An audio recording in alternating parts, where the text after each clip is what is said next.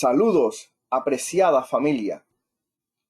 El Ministerio de Ayuda Familiar, interesado en el desarrollo y fortalecimiento de la relación familiar en general y más específicamente en la relación matrimonial, ha ideado que tengamos la presentación de la siguiente charla titulada Practicando el perdón en el matrimonio. El texto bíblico que hemos escogido para apoyar esta charla está en Lucas capítulo 6, versículo 37. Jesucristo mismo nos dice: no juzguéis y no seréis juzgados. No condenéis y no seréis condenados. Perdonad y seréis perdonados. El propósito que estaremos siguiendo en esta oportunidad es ayudar a los matrimonios a entender la importancia de aplicar el perdón para el desarrollo de su relación. Es importante que podamos aplicar el perdón si queremos fortalecer nuestras relaciones matrimoniales. La bibliografía que hemos usado como consulta para preparar esta charla es, en primer lugar, la Santa Biblia, la palabra de Dios, nuestra principal bibliografía, nuestro principal manual de consulta. La Santa Biblia contiene todo lo necesario para que nosotros podamos tener una vida desarrollada, una vida especial, y es obvio, es claro que la palabra de Dios tiene abundante enseñanza sobre cómo debemos fortalecer las relaciones familiares y matrimoniales.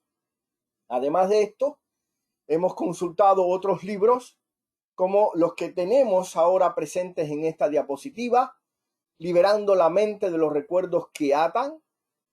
Como puede ver, este es un libro que se ha escrito para ayudar a sanar a personas que tienen heridas pasadas. También hemos escogido el libro Sanidad del alma herida, y además de esto hemos consultado el libro Contraveneno del escritor mexicano Carlos Cuauhtémoc Sánchez. Son algunos de los materiales bibliográficos que hemos consultado para preparar esta charla, pero existen otros más.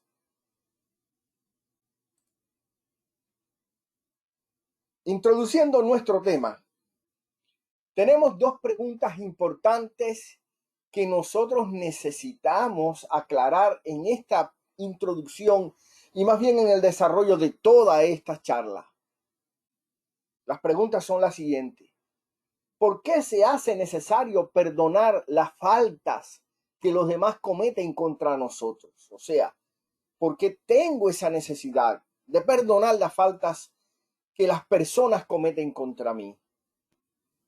Y la segunda pregunta: ¿dónde se basa? O sea, ¿dónde está el fundamento o el argumento principal de que es inexorablemente necesario perdonar a quienes nos ofenden?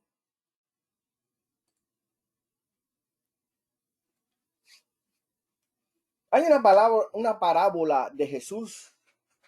Recordemos que Jesús utilizó el sistema o el método de enseñanza de la parábola con el propósito de ayudarnos a entender mejor su mensaje.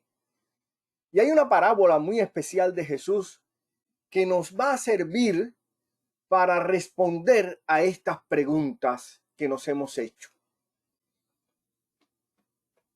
Esta parábola que aparece en el Evangelio de Mateo, más bien es una parábola que nosotros le debemos al apóstol Pedro cuando le hace a Jesús la siguiente pregunta: ¿cuántas veces perdonaré a mi hermano que peque contra mí?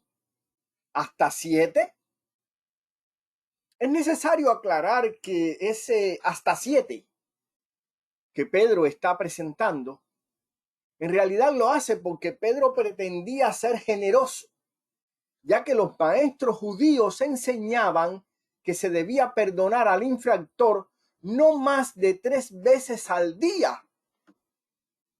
Jesús entonces le demuestra a Pedro que se estaba quedando muy por debajo. Recordemos que Pedro dice hasta 7, o sea, generosamente, según su criterio, está duplicando la cantidad de veces que los maestros enseñaban que debía perdonarse, y además de eso está añadiendo una más. Jesús le dice, Pedro, no es así. En realidad, lo que yo entiendo sobre este asunto es que debes perdonar mucho más. Y le dijo inmediatamente Jesús, no te digo hasta 7, sino aún hasta 70 veces 7, o sea, 490 veces en el día. Perdona a tu hermano si peca contra ti. ¿Qué quería decir Jesús con esto? Le quería decir Jesús a Pedro, perdona siempre. No hay un límite para perdonar. Y para Jesús era muy importante esclarecer este concepto, este asunto de que debemos perdonar las faltas que se cometen contra nosotros. Y vamos a ver que en otras oportunidades Jesús enseñó al respecto, incluso hasta en la oración perfecta del Padre Nuestro. Jesús incluyó esta idea cuando dijo que nosotros debemos orar al Padre diciendo, perdona nuestras deudas, como también nosotros perdonamos a nuestros deudores. La parábola en cuestión que estamos analizando y que, como antes dije, es una parábola que se la debemos a la pregunta de Pedro sobre las veces que debía perdonar a quien pecara contra él. Es una parábola conocida como la parábola del siervo despiadado, la cual, aclaro, no debiéramos confundir, aunque sí se parece en la narrativa, con la parábola de los 2 deudores que aparece en Lucas, porque es otra parábola con otra finalidad, aunque la narrativa también se basa en la misma idea del perdón, de perdonar a los demás sus faltas. La parábola de Jesús en cuestión, esta parábola que nos va a servir para explicar las 2 preguntas, comienza de la siguiente manera. Un rey quiso hacer cuentas con sus siervos y, comenzando a hacer cuentas, le fue presentado uno que le debía 10,000 talentos. Qué cifra más grande esta. Y les he traído en esta oportunidad algunas comparaciones para que más o menos podamos comprender la inmensidad de la deuda que tenía uno de estos siervos y la deuda que tenía su consiervo para con él. Empecemos diciendo que un talento de plata o de oro es más o menos el equivalente a 66 libras. Según los cálculos y los estudios que se han hecho, 10,000 talentos, que era la deuda que tenía el siervo hacia el rey, es equivalente a 60 millones de denarios. Y un denario es el sueldo de un día de trabajo de un obrero. Así que el otro debía 100 denarios, quiere decir que lo que debía eran 100 días de trabajo. La deuda que tenía el siervo del rey era de 60 millones de días de trabajo. Eso es nada más y nada menos que 164,383 años. Mientras que la deuda que tenía el consiervo para con él era de apenas 100 días de trabajo. Jesús tenía todo el interés, toda la intención de llamar la atención de Pedro y de sus discípulos y de los que estaban escuchando esta parábola sobre la deuda que tenía aquel siervo para con el rey, la inmensidad de la deuda. A.R.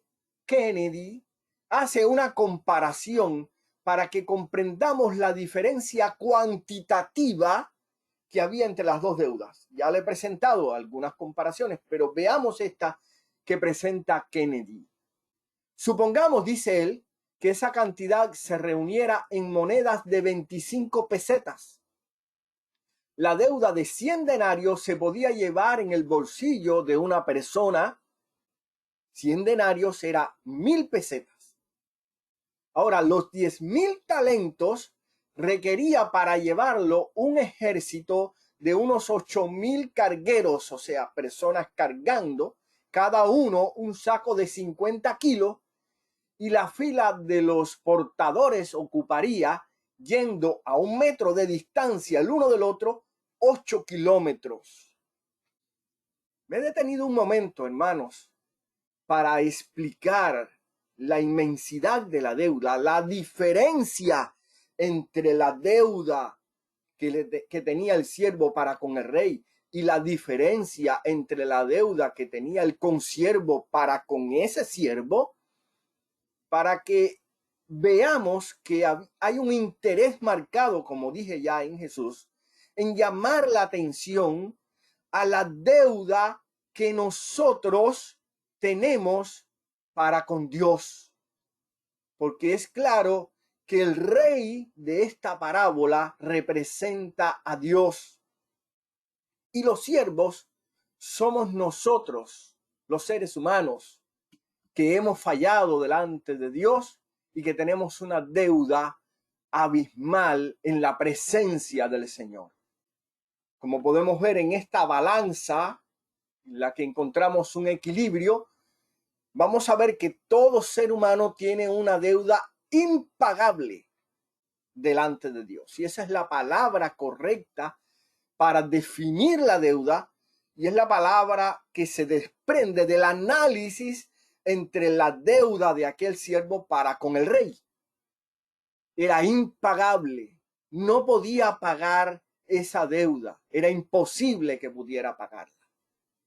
Sin embargo, como podemos ver en el otro extremo de la balanza, el Señor Jesús ha pagado voluntariamente con su sacrificio, con su muerte, ocupando el lugar nuestro, muriendo en nuestro lugar, ha pagado la totalidad de la deuda que el hombre tiene para con Dios. Y ahora tenemos una balanza equilibrada, porque ante la justicia divina, ya el hombre ha sido justificado y no es culpable porque Dios le ha perdonado la deuda, su deuda impagable, su deuda millonaria. Eso es lo que Jesús está queriendo comunicarle a Pedro y a los discípulos y a los demás que estaban escuchando esta parábola. Tú debes perdonar porque el rey te ha perdonado. La parábola, nosotros sabemos cómo continúa. Quiere decir, este siervo que tiene esta deuda impagable para con el rey al analizar su caso y viendo que ya no podía pagar la deuda, mandó a meterlo en la cárcel a él y a su familia. Pero aquel siervo rogó, imploró, suplicó, lloró y pidió paciencia y misericordia del rey, y el rey fue movido a misericordia y le perdonó toda la deuda que tenía. Inmediatamente cuando sale de la presencia del rey, justo en el camino, en el pasillo de regreso a casa, todavía sin salir tal vez de los atrios del palacio real, se encuentra el siervo con un consiervo suyo que le debía nada más que 100 denarios. Y dice la Biblia, dice Jesús en su narrativa tan especial, que se echó sobre su cuello y le ahogaba, le apretaba el cuello diciendo: págame lo que me debes ahora mismo.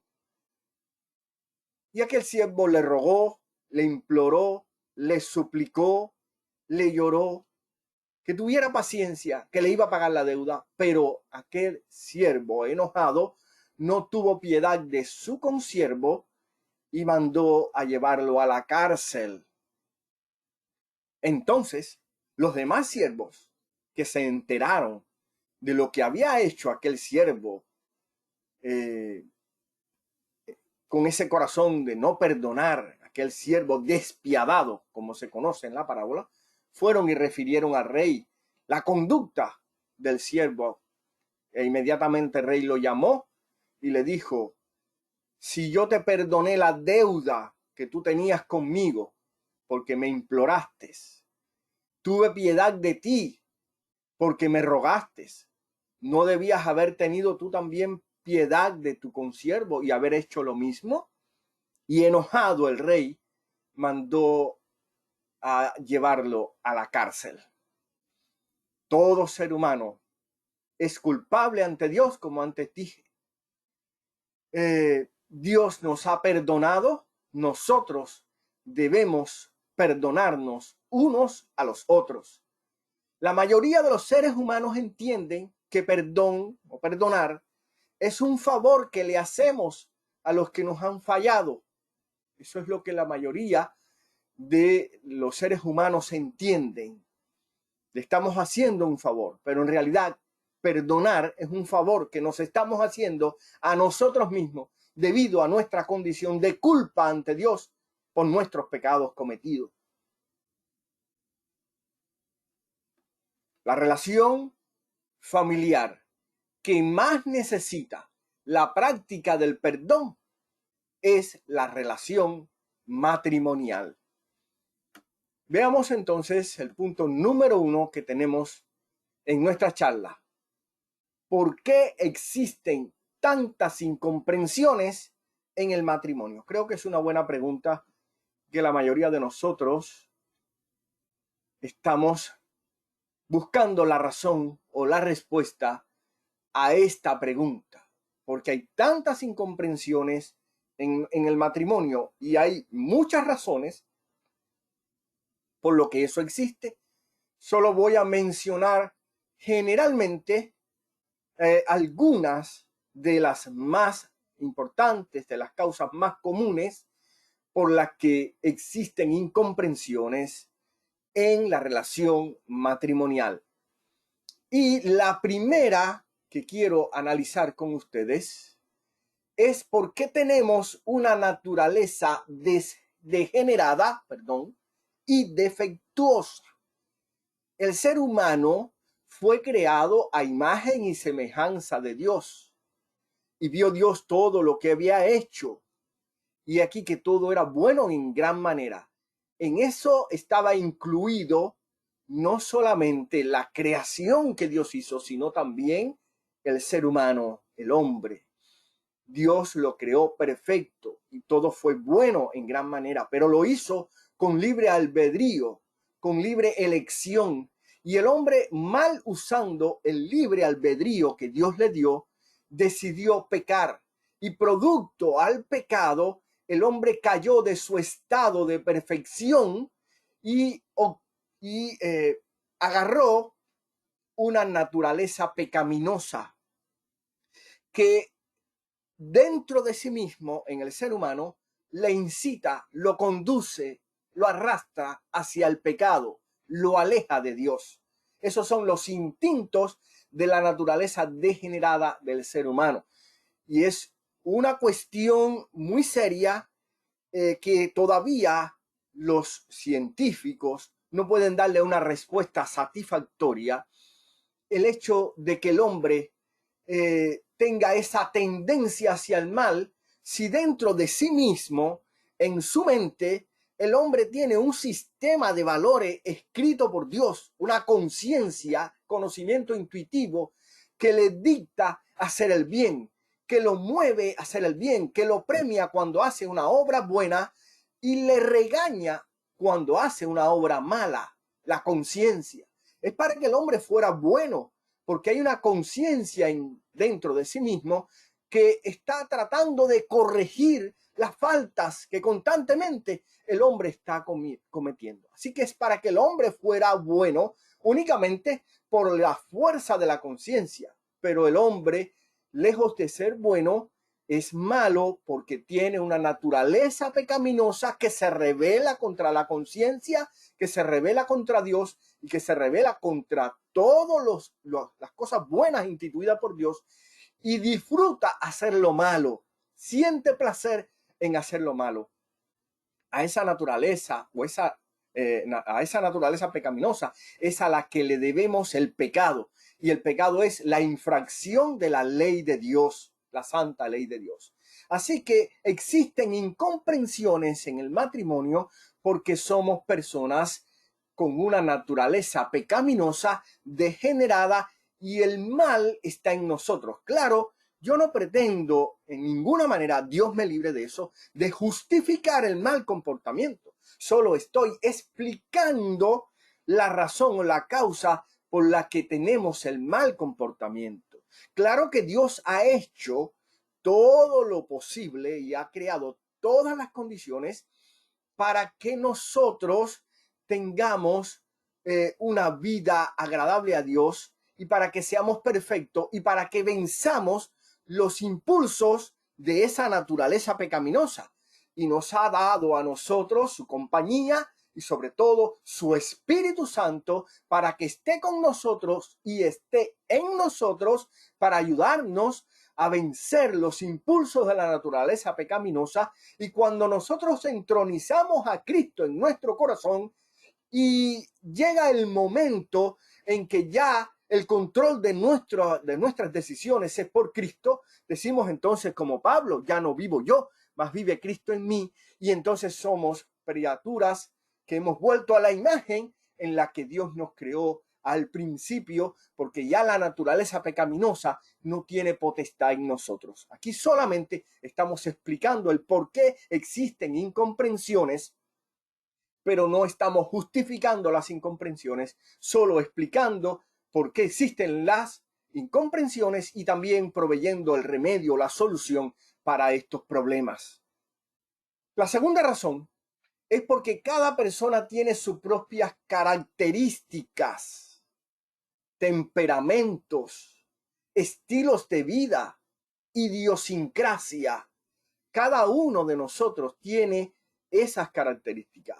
Hace muchos, pero muchos años, participé junto con mi esposa en una conferencia de desarrollo matrimonial, y en esta conferencia escuché por primera vez la siguiente ilustración que quiero presentarles a ustedes para que comprendamos cómo es el proceso del matrimonio. Nosotros, los seres humanos, o sea, la pareja, cuando nos conocimos por primera vez, éramos como piedras ásperas que nos encontrábamos a la orilla del arroyo. El arroyo simboliza el matrimonio. Así que cada uno de nosotros, mi pareja y yo, teníamos cada uno nuestras propias características, temperamentos, estilo de vida, idiosincrasia, nuestras ideas y filosofías personales, nuestras maneras de ser independientes. Éramos piedras ásperas que estábamos a la orilla del arroyo. Pero con el matrimonio, entramos entonces al arroyo del matrimonio. Y entrar al arroyo del matrimonio significa que va a ocurrir un proceso en ese arroyo. O sea, vamos a ser arrastrados con la convivencia por los años. Vamos a estar chocando unos con otros porque esa es la realidad que pasa, sobre todo al principio en la relación matrimonial. Empiezan los roces, las dificultades, las incomprensiones, y es que todas esas asperezas que teníamos antes de entrar al arroyo del matrimonio empiezan a salir dentro del arroyo del matrimonio y empezamos a chocar y empezamos a ser arrastrados por la corriente, y al paso de los años, poco a poco vamos perdiendo todas las asperezas, y si tenemos la paciencia necesaria y tenemos la firmeza de recordar que dimos un voto ante Dios, un compromiso ante Dios, de que estaremos juntos hasta que la muerte nos separe, algo con lo que atamos nuestra palabra ante Dios y permanecemos en el matrimonio, en nuestra relación matrimonial. Al paso de los años, las asperezas en relación a los caracteres que tenemos en la pareja van desapareciendo poco a poco, hasta que al fin ya no somos piedras ásperas, sino que somos piedras lisas. Esa es la razón por la que existen piedras lisas dentro del arroyo, porque el proceso de ser arrastradas por la corriente y de chocar unas con otras hace que pierdan las asperezas. Y eso es lo que pasa en el matrimonio. Cuando nosotros empezamos a rozar con nuestra pareja y empezamos a chocar unos con el otro, y podemos superar las incomprensiones y podemos permanecer juntos a pesar de las dificultades, los problemas, las situaciones que se presentan. Y Dios nos da la suficiente paciencia para sobrellevarnos los unos a los otros las cargas que tenemos. Al cabo de los años, notamos que ya las asperezas del principio no están y ya nosotros somos piedras lisas. Es una buena tipología que en realidad nos sirve para que nosotros podamos entender que se puede resolver este problema, esta situación de las incomprensiones en el matrimonio. Hay cosas que influyen para que existan problemas. Veamos aquí las características que generalmente influyen para que existan problemas e incomprensiones en las relaciones. Y estamos presentando en primer lugar los temperamentos. Los seres humanos hemos sido creados por Dios como seres que experimentan o tienen temperamentos y tienen también emociones. Hace apenas unos días leí un artículo que se estaba presentando en un periódico, el cual tenía como título "Lo que la inteligencia artificial nunca podrá aprender". Sabemos que la inteligencia artificial puede hacer muchas cosas, los robots pueden hacer muchas cosas y pueden tener inteligencia artificial, pero lo que sí no podrán tener los robots jamás, según este artículo, es la posibilidad de experimentar emociones y temperamentos. No pueden, porque ni la misma ciencia, según leí en este artículo, se explica el porqué de las emociones, cuál es la razón por la que existen las emociones en el ser humano. No se explica, no hay una explicación científica para eso. Sabemos que eso es porque Dios lo puso ahí, porque es la obra de Dios en el ser humano. Así que los temperamentos, generalmente en un libro escrito por Tim LaHaye, Manual del Temperamento, él identifica desde tiempos antiguos 4 temperamentos principales, aunque reconoce que más bien el ser humano no tiene un solo temperamento, sino más bien una mezcla de temperamentos, o por lo menos hay una preponderancia de 2 temperamentos que son tendencia en el ser humano. Pero los 4 tipos de temperamentos identificados en la antigüedad son el temperamento sanguíneo, que son las personas con humor variable, son líderes, son personas que les gusta hacer cuentos que atraen a los demás. Los melancólicos, que son personas tristes y soñadoras, aunque también tienen virtudes y fortalezas. Todo temperamento, dice Tim LaHaye en ese libro, tiene fortalezas y debilidades.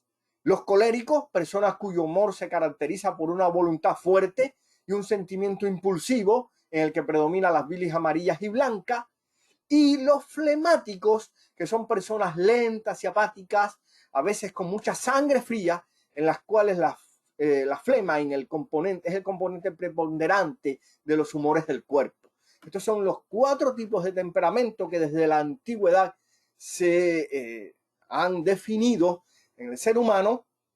El ser humano tiene temperamentos, esos temperamentos influyen en su comportamiento, en su manera de actuar en la vida, y si generalmente nos casamos con una persona con un temperamento opuesto al nuestro, entonces vamos a tener roce.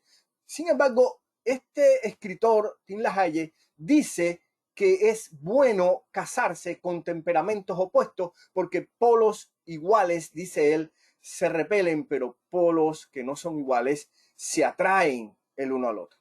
Veamos ahora brevemente el asunto de las emociones. El hombre tiene una mente emocional y es bueno que sepamos que la mente emocional es mucho más rápida que la mente racional y se pone en acción sin determinar ni siquiera las consecuencias de lo que va a hacer, porque la mente emocional es mucho más rápida que la mente racional. Cuidado con nuestras emociones. Y las emociones pueden ser positivas o negativas. La ira, que es la furia, es el ultraje, la cólera, el resentimiento, la desesperación, la indignación, la aflicción, el rencor, el fastidio, irritabilidad. Todo esto está dentro del grupo de la ira. La tristeza, que es congoja, pensar, melancolía, pesimismo, pena, autocompasión, soledad, abatimiento, desesperación. Y es también lo característico en la tristeza, el temor, que es la ansiedad, la opresión, el nerviosismo, la preocupación, la consternación, la inquietud, la incertidumbre, el pavor, el miedo, el terror. También el placer, que dentro de este grupo está la felicidad, la alegría, el alivio, el contento. Esto es un sentimiento o una emoción positiva. La dicha, el deleite, el orgullo, el amor, que es también la emoción más grande, más especial que tiene el ser humano, la aceptación, la simpatía, la confianza, la amabilidad, la afinidad, la devoción, la adoración, todo esto, y en amor, y en el extremo el amor ágape, que es el amor espiritual, el desinteresado. Todo esto pertenece a la familia del amor. La sorpresa, que tiene como familia la conmoción, el asombro, el desconcierto. El disgusto, que tiene como familia el desprecio, menosprecio, aborrecimiento, disgusto, repulsión. Y la vergüenza, que tiene como familia la culpabilidad, la molestia, el remordimiento, la humillación, el arrepentimiento, el maltrato, o sea, la mortificación y la contrición de espíritu. Todo esto hace que el ser humano se comporte y experimente emociones que en ocasiones da lugar a roces, problemas, situaciones dentro de la relación matrimonial y dentro de las relaciones en sentido general. Veamos ahora el punto número 2 de esta charla. Hay que perdonarse para no dañarse a sí mismo. Es un consejo muy sano, un consejo sabio que queremos que nosotros asimilemos. Si nosotros no perdonamos, si nosotros no somos capaces de perdonar, nos estaremos dañando a nosotros mismos. Hay que perdonar para no dañarse a sí mismo. Es indispensable perdonar. Veamos cuál es el resultado de la amargura y el resentimiento. Cuando hay amargura y resentimiento, trae como resultado la baja autoestima. O sea, y la baja autoestima te conduce al vicio, te conduce al descuido físico, te olvidas de tu apariencia, no te preocupas por ti mismo, estás sin afeitarte, estás en mal aspecto porque tienes baja autoestima. Y también en extremo podría conducirte hasta la inmoralidad, porque cuántas personas, incluso mujeres o hombres, después que han tenido un fracaso matrimonial y han perdido su autoestima, han tenido una pérdida afectiva, entonces han caído en actos de inmoralidad únicamente como para tratar de contrarrestar esa baja autoestima, ese complejo de inferioridad. Y eso hace más daño que bien. Así que este es el primer resultado de la amargura y el resentimiento. El segundo es crisis emocionales como nerviosismo, fobia, ira, resentimiento, odio, enemistades, deseos de venganza. Todo esto produce la amargura y el resentimiento cuando nosotros no somos capaces de sacarlo dentro de nosotros mismos. Es como el colesterol que está en las venas, que obstruye la circulación sanguínea, y cuando se va cerrando la vena producto al exceso de grasa, el fluido sanguíneo al tejido que está después se detiene y muere. Eso es un infarto, eso es muerte de tejidos producto a tener emoción, tener obstruido el fluido sanguíneo. En el punto de vista espiritual sucede lo mismo. Cuando las emociones no han sido debidamente expresadas, no han sido debidamente analizadas y llevadas como debe ser en la presencia de Dios y con la ayuda del Espíritu Santo, y la persona siente toda esa amargura, todo ese resentimiento, toda esa situación, entonces produce una crisis emocional. Y esa crisis lo pone en un estado deprimente, en un estado que puede llevarlo hasta la venganza, y esa venganza puede ser desastrosa. También trastornos de salud, que es muy amplio el tema de los trastornos de salud que se provocan producto a la amargura y el resentimiento, y también el egoísmo excesivo. O sea, solamente piensas que te han hecho daño y que tú eres la persona más mala suerte tiene, y solamente te crees como la víctima en medio del problema, y ese es el resultado también de la amargura y el resentimiento. Dios nos libre de esa situación, el egoísmo excesivo. Pasemos entonces a ver este punto que estamos analizando, la necesidad de perdonar para que uno no se dañe a sí mismo. Analiza, en el punto número 2, analiza cuidadosamente las causas que provocaron el problema. Haz un análisis personal de las causas que provocaron el problema. Lo que te hace que estés mal, que te sientas mal. Existen dos tipos de males: los que causamos por nuestros yerros, o sea, son el fruto de nuestras equivocaciones, el fruto de nuestra naturaleza pecaminosa, el fruto de desconocer adecuadamente el futuro y de haber hecho malas decisiones en el pasado, y a consecuencia de esos yerros se provocaron quizás divorcios, pérdidas de trabajo, quiebras financieras y cuantas otras cosas más. Así que hay males que vienen a nuestra vida producto a nuestros yerros, porque somos personas propensas a fallar, producto a todas las cosas que hemos hablado hasta este momento.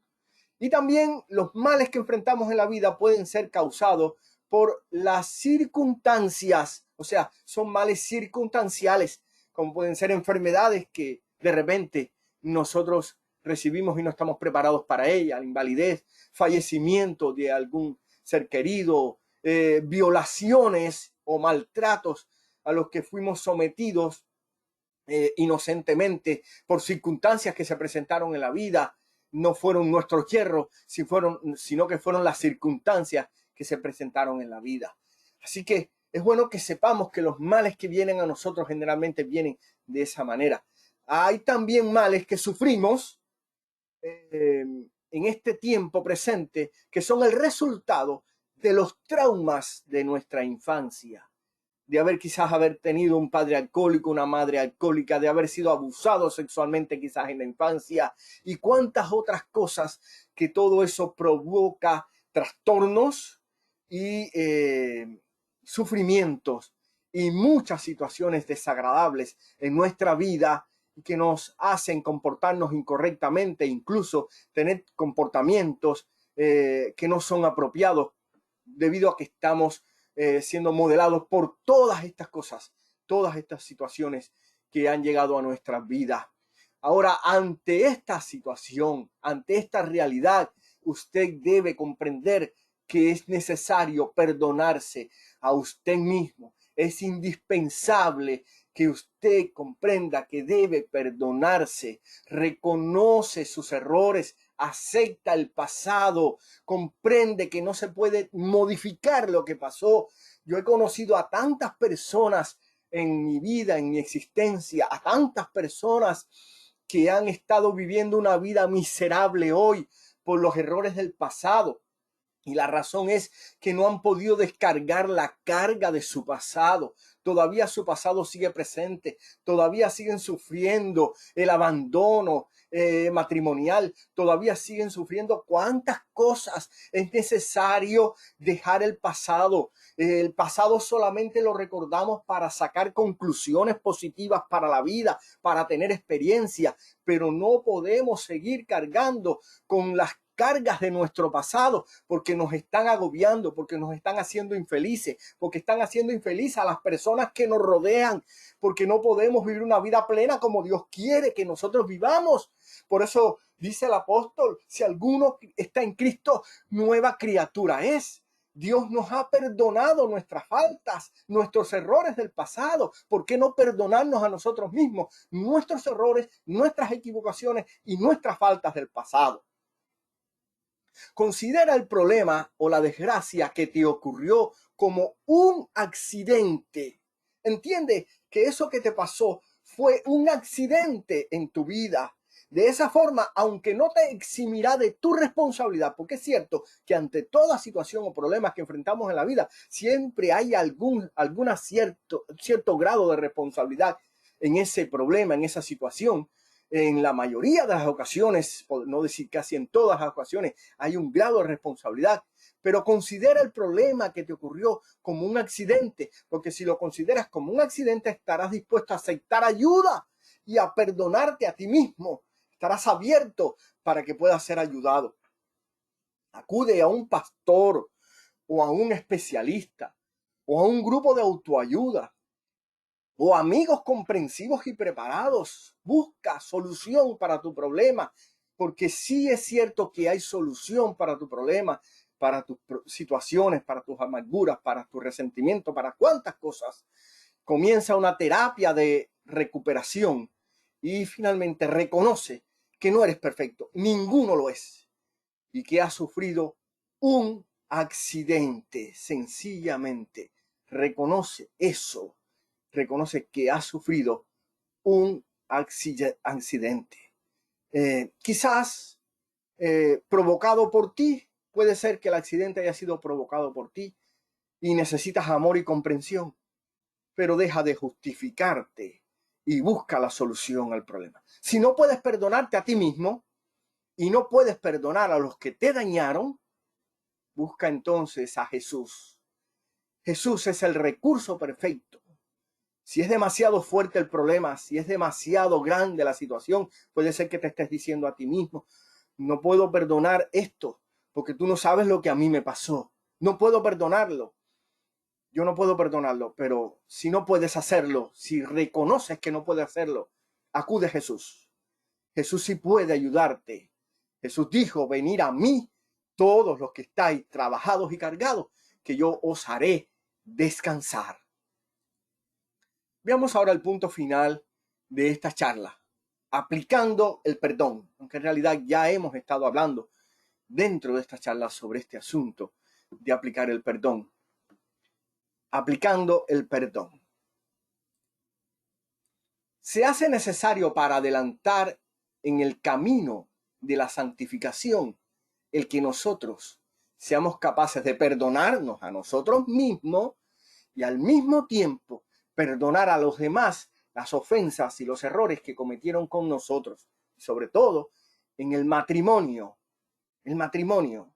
Es muy importante el matrimonio. Es necesario que comprendamos el valor del matrimonio. Alguien dijo que la base de la sociedad no es la familia como se ha establecido, como se ha dicho. En realidad, la base de la sociedad son los matrimonios, porque las familias surgen de los matrimonios, de la relación matrimonial. De ahí surge la familia. Es indispensable la unión matrimonial y es la entidad más atacada por el diablo. La que más ataca al enemigo es el matrimonio, la relación matrimonial. Y el enemigo está trazando planes para destruir la relación matrimonial. Eso está dentro de sus planes. Ninguno de nosotros ha ignorado esa realidad y sabemos cuál es la filosofía del mundo, incluso la unión libre sin compromiso. El compromiso es el matrimonio. porque eso es lo que se estila hoy en día y se está llegando a considerar el matrimonio como algo no que es una ventaja, sino como una dificultad. Y eso es contrario completamente a la palabra de Dios. Debemos comprender el valor del matrimonio y Dios tiene mucha, pero mucha vista puesta para ayudar la relación matrimonial, y el matrimonio es idea de Dios, no es idea del ser humano, es idea de Dios, es plan divino, porque reconoce que la sociedad descansa en esta institución establecida por él mismo. Ser cristianos, amados hermanos, tiene sus implicaciones. Hace unos días lo estábamos diciendo en una clase. Tiene sus implicaciones. Y nosotros no podemos olvidar que eso es una realidad. Y las implicaciones, dentro de tantas implicaciones que tiene ser cristiano, hay implicaciones que tienen que ver con que debemos dejar costumbres y conceptos que no se avienen, que no se acomodan, que no están en concordancia con el mensaje de Cristo y la voluntad de Dios. Y el mensaje de Cristo y la voluntad de Dios está establecido en la palabra de Dios. Hay un principio simple en álgebra que dice que si A es igual a B y C es igual a B, entonces A es igual a C. Ese es el principio en álgebra. Y este principio de que debemos perdonar, que debemos sobrellevar los unos las cargas de los otros para lograr la santificación, porque estamos en un camino de perfección, es el que el apóstol Pablo quiso explicarle a el hermano Filemón. En la vida cristiana es aplicable, es lo que le quiso decir a Filemón, este principio de perdonar las faltas que se cometieron contra ti mismo para superarte y ser más santo. Onésimo era un esclavo que huyó de su amo Filemón. La sentencia que había para los esclavos era que tenían que morir. Pablo concluye entonces que si él, que fue el predicador, el evangelista, el que llevó el mensaje a Filemón, estaba en Cristo, y Filemón abrió su corazón a Cristo y aceptó el mensaje que él llevó y también se convirtió a Cristo, entonces está en Cristo. Y si Onésimo había recibido el mensaje de Pablo y había abierto su corazón a Cristo y se había convertido a Cristo, entonces Onésimo, también estaba en Cristo. Tanto Pablo como Filemón como Onésimo, los tres pertenecían a Cristo. Así que no había una diferencia, no había una razón para que Filemón no perdonara la falta que cometió el esclavo Onésimo contra él. Ese es el principio establecido por la palabra de Dios y es el principio que nosotros queremos que quede claro en esta charla, en esta oportunidad. Debemos perdonar a nuestro hermano porque nuestro hermano está en Cristo. Debemos perdonar a nuestra pareja, a nuestro matrimonio, porque esa pareja está en Cristo. Pero usted quizá podría decir, está bien, perdonamos a los que están en Cristo, pero los que no estamos en Cristo no lo perdonamos. Bueno, para esa reflexión apelamos entonces a la parábola que mencionamos al principio del siervo despiadado. Tenemos que perdonar porque Dios nos perdonó. La intención aquí es que si estamos en camino de perfección, si estamos desarrollando nuestra vida espiritual, es menester perdonarnos los unos a los otros para que así podamos crecer espiritualmente, que es lo que hace falta. No es el crecimiento exterior el que importa, sino el crecimiento interior. Es lo que Dios está buscando, es creyentes formados a su imagen, que tengan su carácter, que lleven sus principios, su conducta. Eso es lo que Dios está queriendo. Dios está deseando eso. Y es la mira que Él tiene sobre nosotros. Ya lo hemos explicado otras veces. Las demandas de Dios son altas, no son bajas. Él está diciendo, sed pues vosotros perfectos, como vuestro Padre que está en los cielos es perfecto. Sed santos porque yo soy santo. Esas son las demandas, esos son los estándares para el creyente, para el cristiano. Y Dios quiere llevarnos ahí, a ese nivel. Y si queremos desarrollar nuestra vida espiritual, es necesario aplicar el perdón. Vamos a cerrar esta charla con la bienaventuranza para el perdonador. Primera bienaventuranza. Bienaventurados los que tienen un corazón pobre, pero libre de remordimientos, porque de ellos es el reino de la felicidad. Bienaventurados los que lloran por el amor que sienten hacia quienes le han fallado, porque ellos tendrán el consuelo de tenerles. Bienaventurados los mansos, que nunca se ofenden cuando son agraviados, porque ellos vivirán para siempre felices. Bienaventurados los que tienen hambre y sed del perdón, porque ellos estarán siempre saciados al poder practicarlo. Bienaventurados los misericordiosos, porque ellos alcanzarán misericordia. Bienaventurados los que tienen su corazón limpio de odio y venganza, porque ellos tendrán la dicha de mirar a Dios. Bienaventurados los que se esfuerzan para que exista paz y tranquilidad en la familia, porque ellos serán aceptados por Dios como hijos amados. Bienaventurados los que son menospreciados, burlados y criticados por el solo hecho de estar siempre dispuestos a perdonar, porque de ellos es el reino de la felicidad.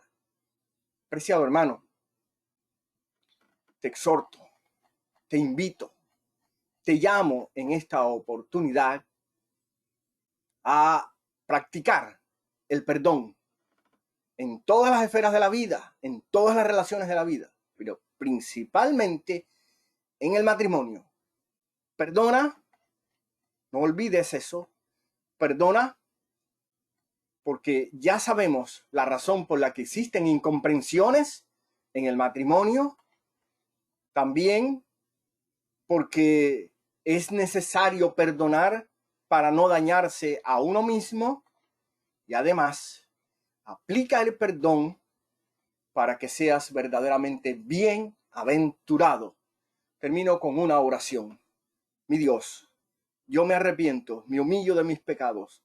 Te pido que me perdones. Suplico que tengas misericordia, que toques los corazones que han escuchado esta charla, que puedas poner en sus corazones el perdón, que les mueva, Señor, a sacar de ellos mismos el resentimiento, la amargura, todo lo que puede estar estorbando, y permitas, Dios mío, que las relaciones matrimoniales se fortalezcan y haya comprensión y haya unión, y toda idea y todo plan que se haya ideado para desestabilizar el matrimonio sea reprendido y quitado del medio por ti. Toda familia pueda recibir la ayuda, la bendición, la gracia tuya y el favor tuyo, y todo plan para desarrollar y fortalecer el matrimonio sea favorecido por ti. En el nombre de Jesucristo, tu Hijo amado, lo pedimos todo. Amén, amén y amén. Bendiciones, apreciados hermanos, que el Señor sea con ustedes.